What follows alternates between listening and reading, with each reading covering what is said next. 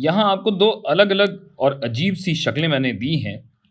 और अगर मैं आपसे कहूँ कि स्क्रीन पे, आपकी स्क्रीन पे कितना इलाका है जो ये शक्लें कवर करती हैं, या कितना इलाका है जिस पे ये शक्लें बैठी हुई हैं, तो आप ये जानते हैं कि ये कहलाता है रकबा या एरिया।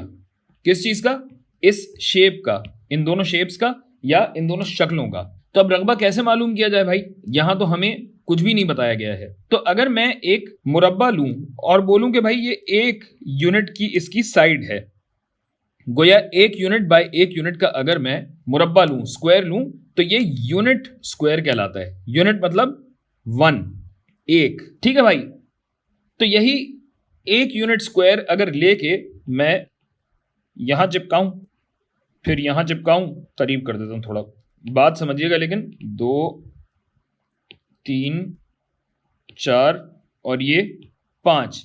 चूंकि इस शक्ल में 5 मुरब्बे फिट होते हैं, तो इसका रकबा मैं कह सकता हूं 1, 2, 3, 4 और 5। 5 मुरब्बा यूनिट है, 5 यूनिट स्क्वायर, या चाहें तो इसे आप 5 यूनिट स्क्वायर ऐसे लिख लीजिए। और अगर इस वाली शक्ल में मैं देखूं, ये 2, 3, 4, 5, 6, 7,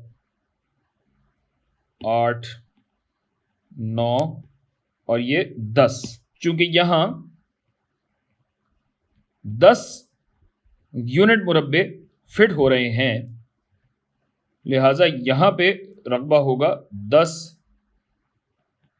यूनिट स्क्वायर। बस ये है कि यूनिट स्क्वायर नहीं, इसको पढ़ा जाता है स्क्वायर यूनिट्स।